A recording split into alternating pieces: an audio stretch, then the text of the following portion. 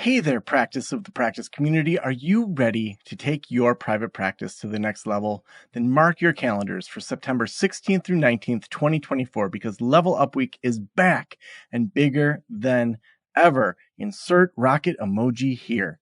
Join us for 4 days of live webinars, interactive panels, and exclusive resources tailored just for counselors, therapists, and private practice owners. Whether you're looking to fill your caseload, hire your first clinician, or scale your group practice, we've got you covered. This is your chance to level up while others give up.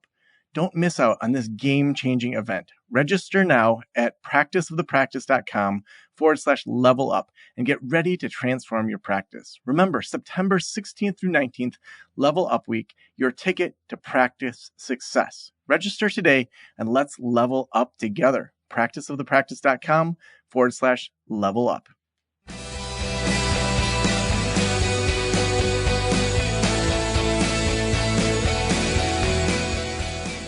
This is the Practice of the Practice podcast with Joe Sanok, session number 1063.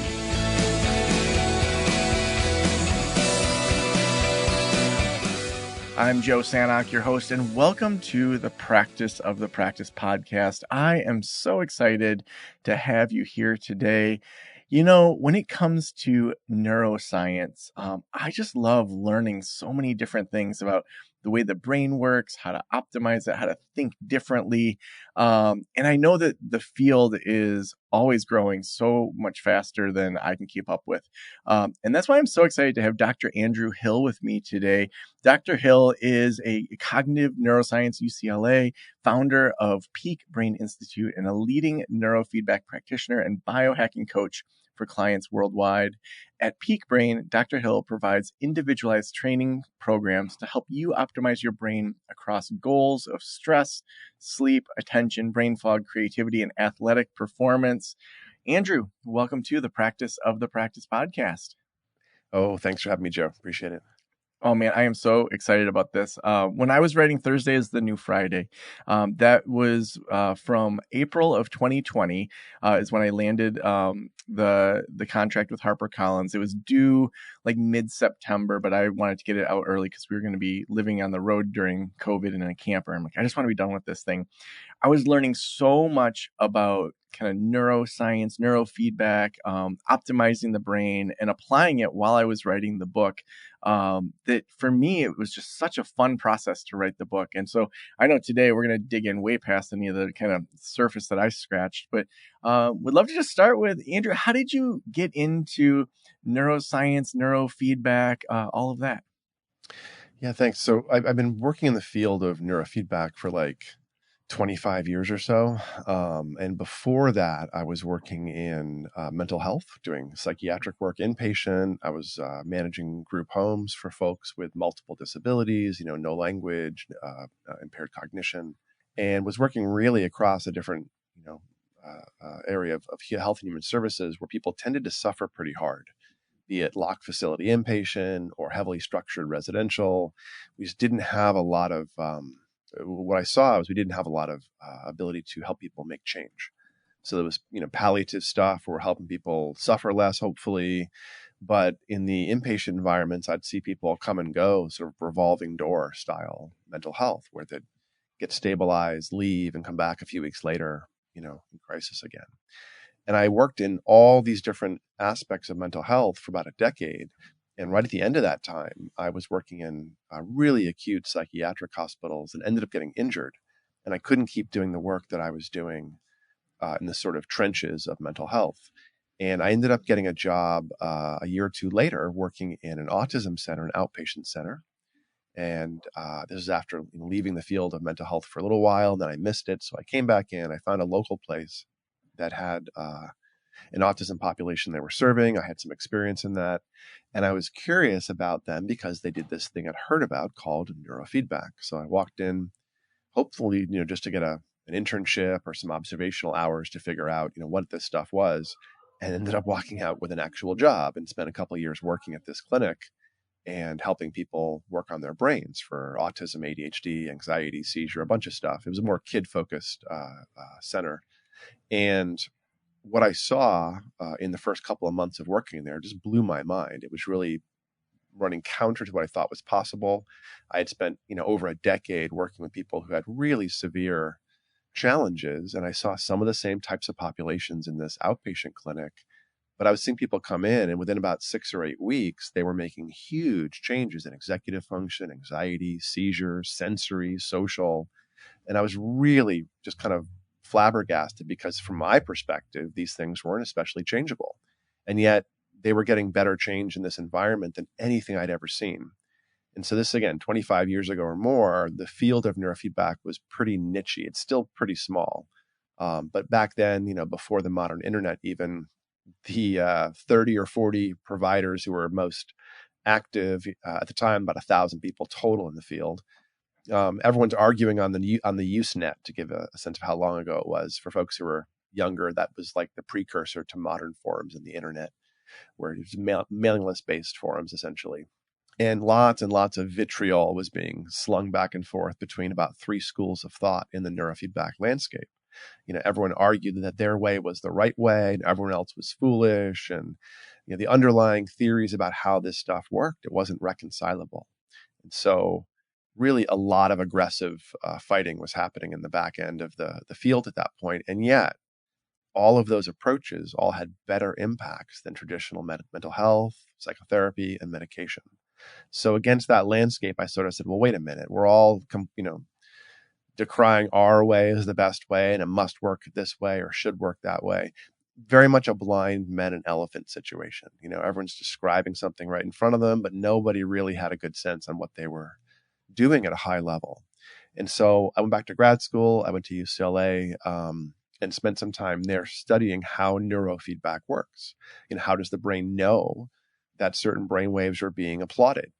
How does the basic aspect of attention work in the brain? Because attention and executive function, as well as big features of anxiety and sensory, these were the complaints I was seeing across all kinds of populations, be it a high-level CEO who's super high performant or a kid who's screaming and stimming and flapping. They're both going to have sort of an anxiety phenomena, maybe an executive function, maybe some sleep issues. So I started to see, as I kept working in this field for years, sort of convergence around different resources that we all tend to want to work on, even if those things can kind of cramp up or get dysregulated in individuals in very different, ways visibly. It's often the same gross resources we want to work on, these big features of our brain that help us produce our mind. So I studied neurofeedback in grad school, and then as I exited grad school, decided to open up neurofeedback companies, teaching people to understand themselves through brain mapping. And then we provide brain training or neurofeedback all over the world at this point. So, Yeah. Wow. So when you're explaining neurofeedback to clinicians, a lot of us, heard that in grad school. We've probably had some continuing ed here and there. We have a basic understanding around it, probably not enough to implement a lot in our practice. Now, in any specialty, there's times that you definitely go to a specialist, and you want that person that's doing the brain mapping and full on neurofeedback. And then there's other times where there's aspects of it that are fine for the general population. I would love to hear kind of some of those definitions as to kind of where we're at in neurofeedback now. What are some of the I guess my question is, what are the basic things we want everyone that's listening right now to know before we enter into more of this conversation? Mm-hmm. So a couple things. One is, you're right, there's a proliferation of devices and consumer stuff available. It's unfortunately not a substitute because it doesn't do assessments and tailored work. And people are weird.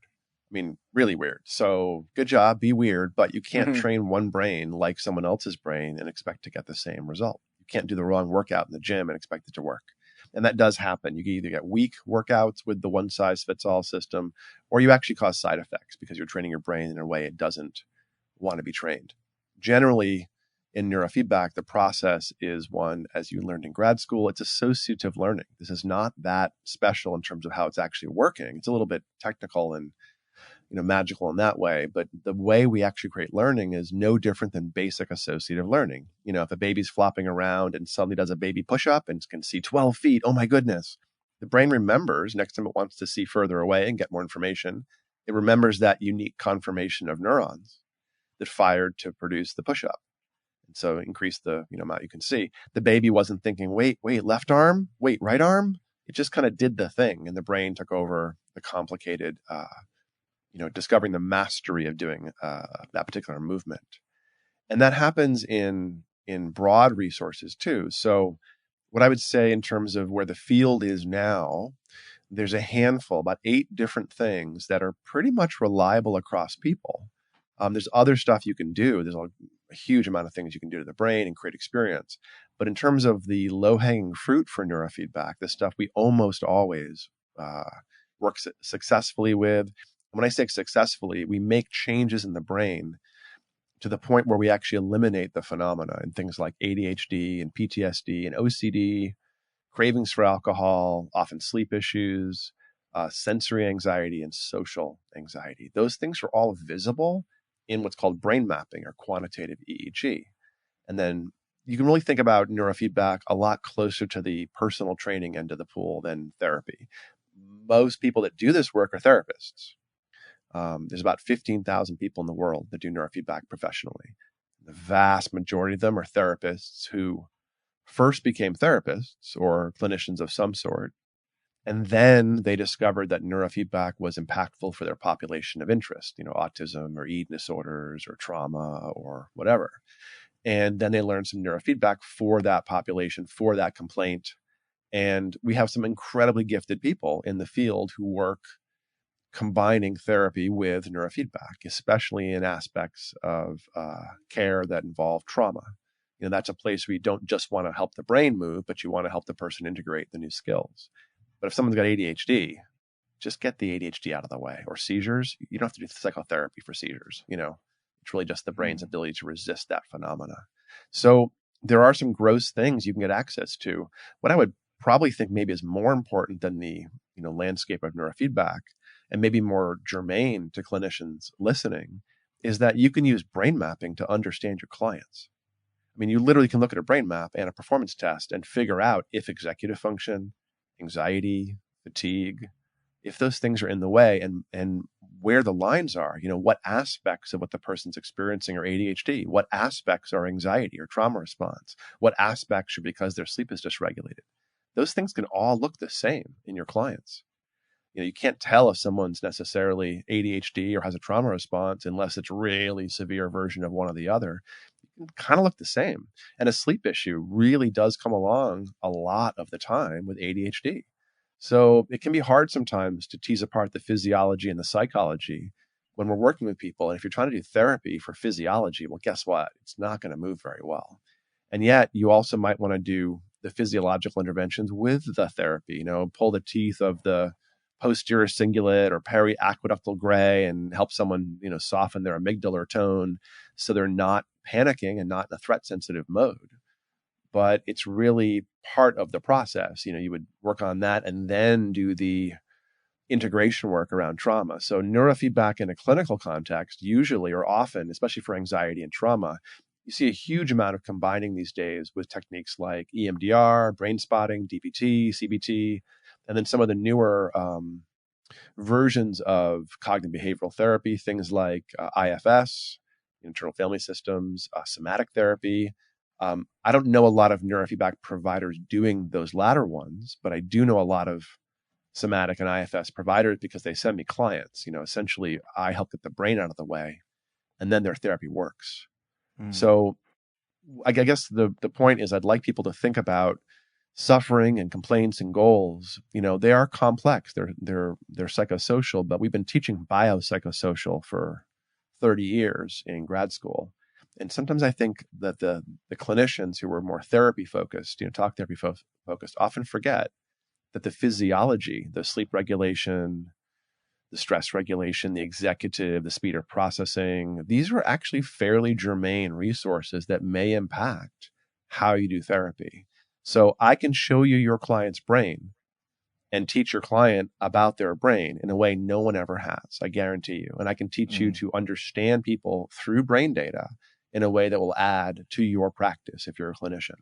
So you don't have to do neurofeedback for this to be useful, but I encourage you to develop a physiological perspective on some of the complaints you may see, especially if you're in a landscape of like working with impulsivity or burnout or sleep or, these anxiety features, because there's a physiological component. And if you teach your clients how to think about this, it just adds agency. I'm sitting down often over brain map data with somebody, and my goal is not to sell neurofeedback. It's to sell agency. It's to be like, look, it's just your brain. What do you want to do? And also people are weird. So as you go over physiological data with someone, you get to both validate stuff they already know, because that's what you see in their data. And you get to kind of lean away from a diagnostic framework, because the diagnostic labels in the DSM are not quite as precise, and they're not as variable as individuals. And when going over data with someone, you're generally telling them stuff they already know about inattentiveness, impulsivity, anxiety, sleep, fatigue, etc. And that's the sweet spot of brain mapping, is when you're really just confirming things that the person's already quite aware of, because then the stuff you're seeing in the data becomes something you can go after. You can help somebody develop, life hacks and other biohacks. You can go after it with neurofeedback. If you're somebody who uses mindfulness, some of the brain signatures you would see would help you understand if this person would do better with, present time awareness versus single point awareness kind of meditation practices, or metta, loving kindness stuff. You kind of learn your clients better. The reason I do neurofeedback well is because I understand clients' brains from their data, not because I'm like the world's most amazing neurofeedback provider. It's a little bit of the black art, and I'm pretty good at it. But the really, really important part actually comes before you start interventions. It's the perspective, and it really does flip the script a little bit, and it moves people from this place of being diagnosed and a top-down treatment perspective into one where they're being informed and educated and being given progressively more and more agency. And I think that's really important when working with physiology, is not just to become yet another expert, yet another guru. And people with deep suffering and quirky suffering have often been poorly served by psychology and medicine historically. And they're often kind of braced against, meeting a brand new provider. They're waiting to have to go through their story again. They're waiting to, have the provider be a little confused by what's happening because no one else has been able to figure them out. I don't have to do any of that. I simply look at their brain and say, look, here's a feature in your brain. It often means X, Y, or Z. Does that seem valid? And most of the time it is. And so instead of, by not providing my judgment on them, going over brain data, instead teaching people to read their own brains and see the things they know, really does pull the stigma of diagnostics and move somebody into a place of like, oh, okay, there's my brain. Oh yeah, I'm going to do some stuff. I'm going to take some control. And it's really lovely to be able to offer, a clinical population that degree of agency, and sort of it's a different mode to move people into, especially if they've been medicalized or, dealt with some trauma by being in a treatment environment for many, many years, with illness or medical trauma, medical interventions. Often kids have surgeries, repetitive surgeries will have medical trauma from being just in that patient role for so long, or, see someone's tick or someone's, impulsivity. And that's something that they've been blamed for the past 10 or 20 years. And people, sneer or lift an eyebrow or think it's their fault. But when you show somebody their impulsivity and their brain map and go, wow, it's really hard for you to pump the brakes, huh? The person's like, yes, thank you. Yes, it's real. It's a real thing. So data can be really powerful as an agency builder in a mental health context without actually using it as a diagnostic. Mm-hmm.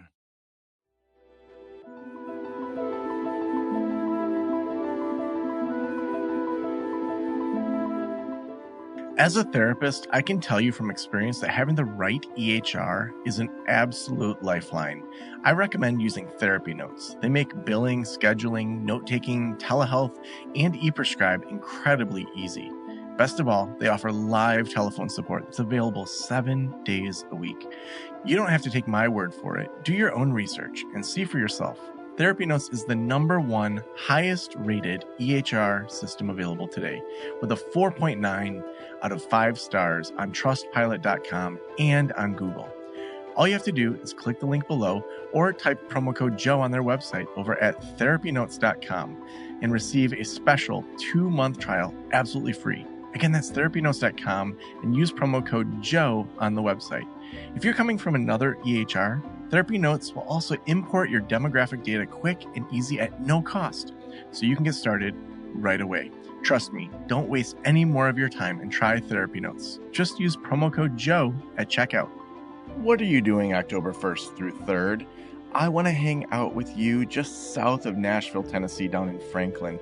I'm going to be keynoting the Mental Health Marketing Conference, and I would love for you to be there. We are also sponsoring the clinical track, where there are going to be tons of amazing trainings, all for you in private practice. This is the national gathering for marketers and clinicians in mental and behavioral health. You're not going to want to miss this awesome conference. It's the one conference I'm keynoting this year, and you can read more over at mhmarketing.org. Also, Steve over at Mental Health Marketing has given 25% off to any Practice of the Practice listeners that want to come to this. Whether you're coming in person or online, you're going to want to use promo code Joe at checkout to get 25% off. I would love for you to come in person for my closing keynote on Thursday, October 3rd at the Mental Health Marketing Conference. But if you can come online, that works as well. Can't wait to hang out with you in Tennessee. Again, that's mhmarketing.org, and use promo code Joe at checkout to hang out with me October 1st through 3rd, 2024.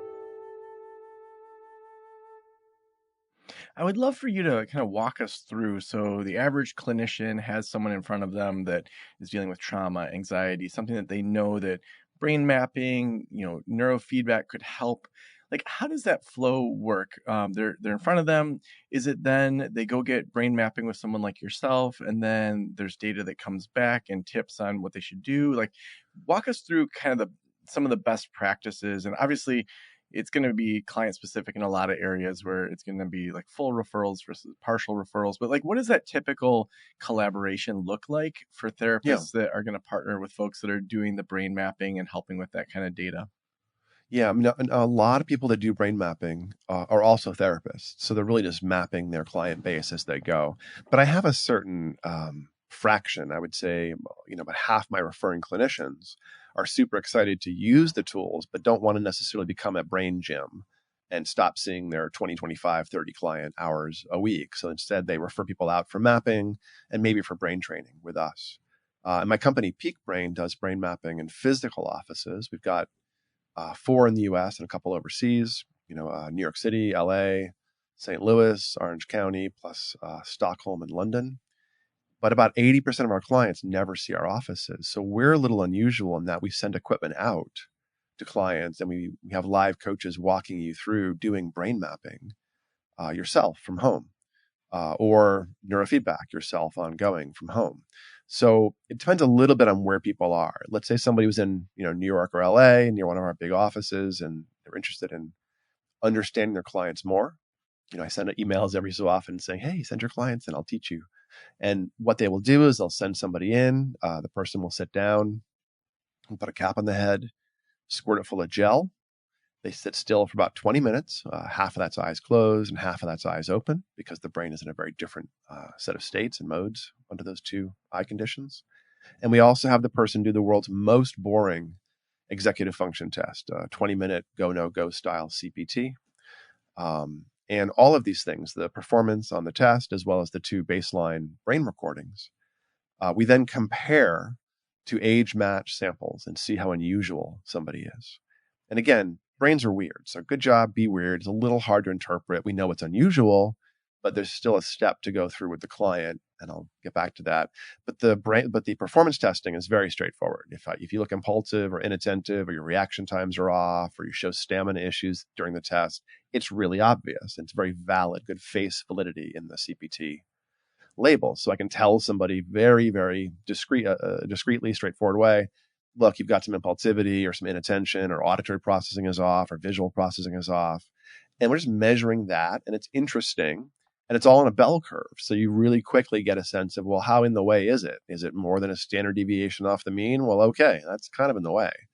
But I will say that even at that first attention test step, someone comes in with ADHD diagnosis, you look at their attention test and you're like, well, yeah, you have some inattentiveness, but it's because you're falling asleep in the middle of the test, not because you're having any trouble the rest of the time.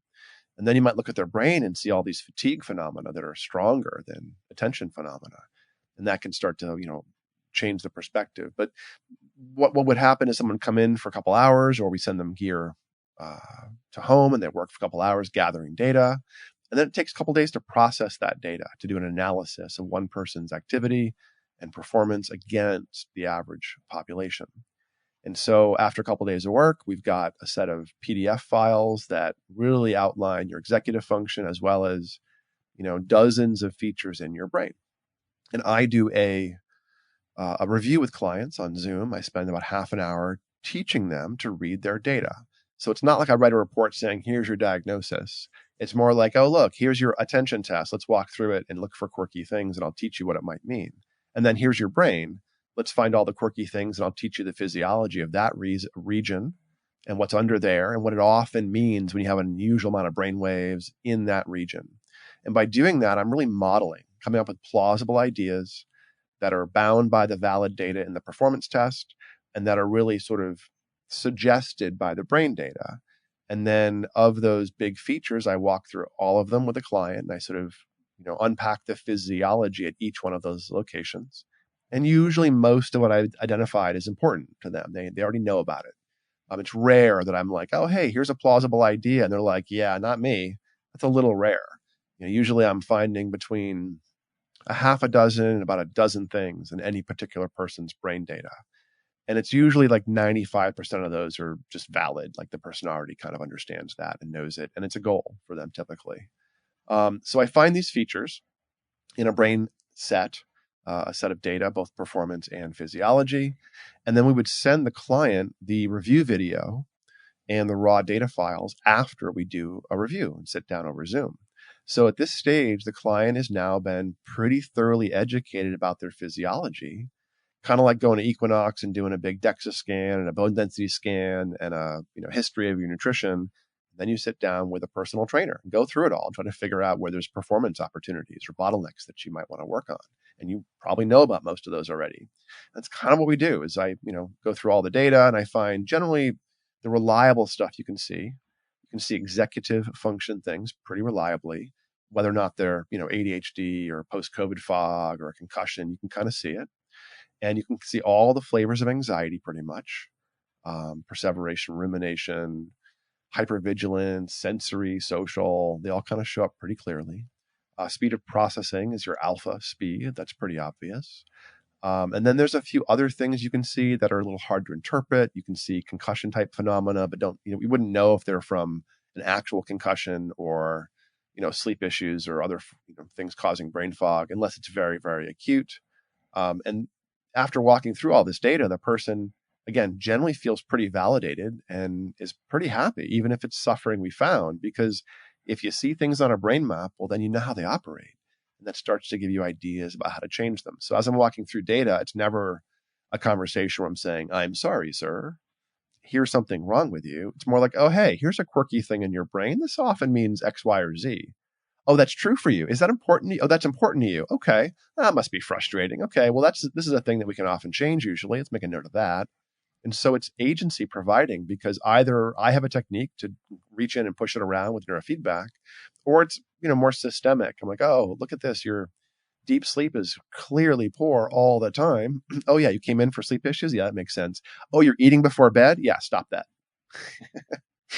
Fast before bed 2 hours. The reason, it'll let your blood sugar drop, and we need low blood sugar to have a release of growth hormone.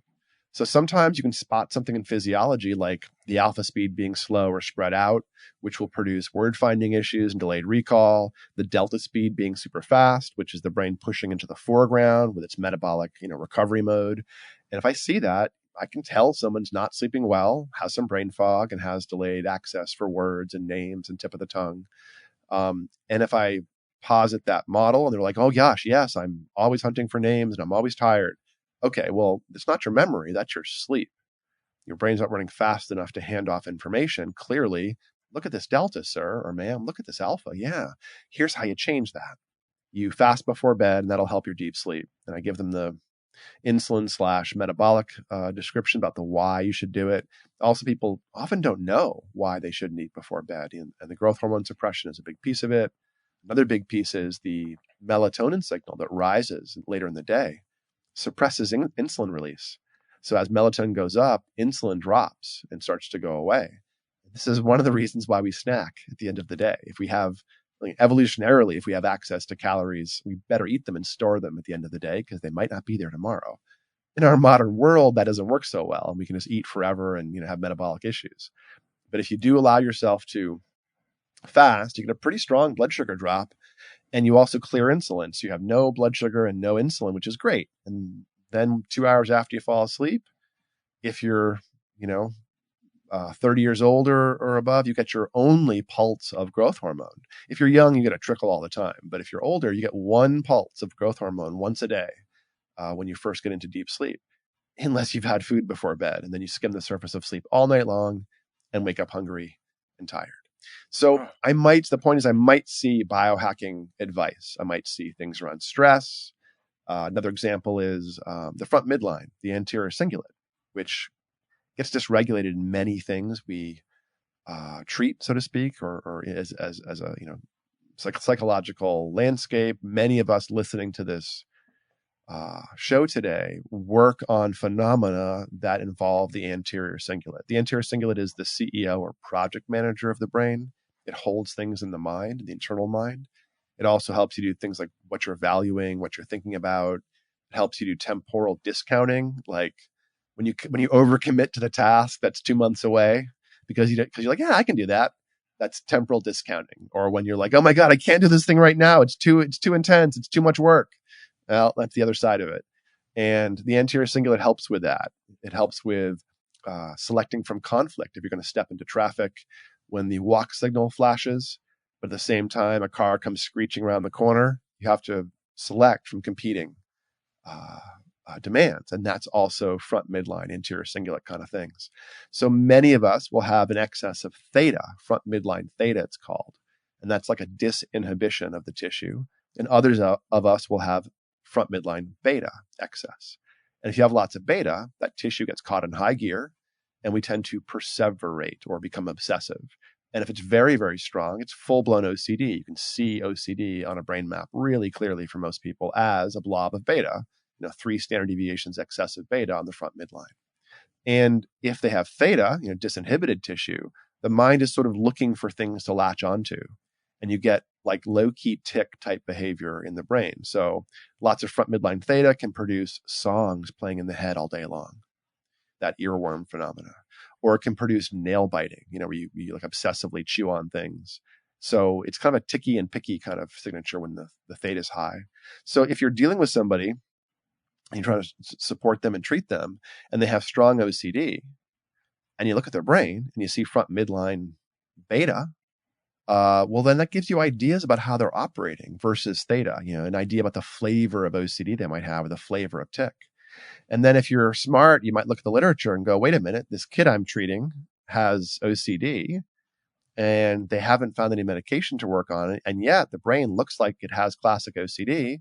If you dig a little bit deeper in the literature, you find that you can give kids that have medication-resistant OCD a supplement called N-acetylcysteine that pulls the teeth of intrusive thoughts because it's lubricating that anterior cingulate pretty quickly in about 40-50% of kids with medication-resistant intrusive thoughts. So again, not doing neurofeedback from the data, but suddenly having a perspective on that person's suffering and resource management crystallize in a way that's a bit more precise than the psychological models we use. I mean, a lot of psychology is models. It's models about how attachment works or how drive reduction works or how value works or impulsivity. But some of this stuff is not psychological models. Sometimes it's just a resource. Sometimes it's just in your head. It's not in your head. It's just in your head, and you can go after it that way and really give people a lot more control over their internal environment. So I guess to answer your question, after somebody did a review with me, we send them data, we send them PDFs of the raw data, and anyone else on their team who wants to be informed can now have that. So if a person comes in saying, oh, I have a therapist, please send this off. Well, no, that's great. I send it off, and then I'm available to that therapist to go back through the data again if they need. So the therapist can, of course, review the video and see the big features that we identified. And also maybe, it can be useful to hear me talk to your client for half an hour about different aspects of brain resources and what their experience is and where they find things most annoying. sometimes therapists haven't gotten that information from the client because they're a psychodynamic therapist who never thought to ask about sleep regulation or or a tick or something. And it's a very different landscape, but it can really inform things you can then jump on yourself psychologically, especially because a lot of psych that's, we tend to have our individual therapy approach, but also I would argue that a lot of psychologists and therapists are also coaches, where the therapy they're doing is not so much about the particular intervention model. It ends up being a lot closer to like motivated interviewing and, goal setting and helping people identify where the stories are they're telling themselves. But you can do that with physiology. So if someone's like, my sleep is fine, and you're like, your alpha waves are super low and your delta is really fast, and you just got through complaining for the past 10 minutes about how you always wake up tired in the morning. Hey, maybe we should try an experiment in sleep tracking and sleep hacking and see if over the next 2 weeks, changing when you eat, changing when you work out, maybe buying a ring tracker for your sleep or something, you can start figuring out where there's some really important things to work on. And so you wouldn't need to be a neurofeedback expert for that, or even a brain mapping expert, because, I can be that for you. But you would need to be able to have like a physiological perspective on someone suffering, the biopsychosocial method and perspective, not just the psychosocial method here. So awesome. Well, we've got time for one more question, just a couple minutes left. The final question I always ask is, if every private practitioner in the world were listening right now, what would you want them to know? That sleep is probably in the way for most of your clients. Sleep is usually a big deal, and it's, modern humans do not sleep well, be it children or adults. There was a study, several studies in the 80s and 90s on neurofeedback looking at brain mapping, being able to diagnose ADHD, and the statistics were high. The work by Dr. Monastra, very, very strong stats, like 94, 95% sensitivity to sort ADHD and non-ADHD into buckets. And every year after that, the replications got weaker and weaker. And a decade later, somebody went back and realized, hey, wait a minute, the adolescent and college age populations we're doing research on got progressively more sleep deprived. And the sensitivity of EEG analysis cannot tell apart ADHD from sleep depth. And I would say that of the, I do 1,000 new people every year, roughly. And I see, 5,000 or 6,000 brain maps a year. And 90% of them have sleep issues, maybe more. So it's really common. ADHD, anxiety, chronic stress, burnout. Sleep is a much bigger deal. The only thing you could add into physiology is some sleep coaching, some sleep hacking. It would make a huge difference in many of our practices if you just got people to pay a little more attention to their sleep and start to move in the right direction on that. So awesome. Andrew, if people want to connect with you, if they want to follow your work, where should we send them? Yeah, so you can check me out on socials at Andrew Hill PhD. I've just started doing a YouTube live stream every week where I do neurofeedback on myself and do kind of like an AMA, answer questions. And there's a new topic every week as well. You can check me out there, youtube.com/Dr. Hill, DRHILL. And then my company's peakbraininstitute.com. You can check us out all over the web. And, come ask us your brain questions, or come on into one of our locations and get a discount. Normally we charge, we're pretty affordable as the field of neurofeedback goes. Our brain mapping is only $500 once a year for as many as you need. Brains change kind of slowly. So that's maybe 2 or 3 or 4 would be the most you'd need. But for listeners of this podcast, if you want to send people in, we'll cut that in half. So you can have a low cost client access where your clients can get a brain map for $250, and that includes repeats. And that includes me going over data a couple times with them and sharing that with you. So come ask me your brain questions or send your really hard clients to me. I really like getting the hardest clients, those people that you're really confused by, because I can almost always add some value and help you unpack what's going on. Oh, awesome. Thank you so much for being on the show. Oh, my pleasure. Thanks so much for having me, Joe.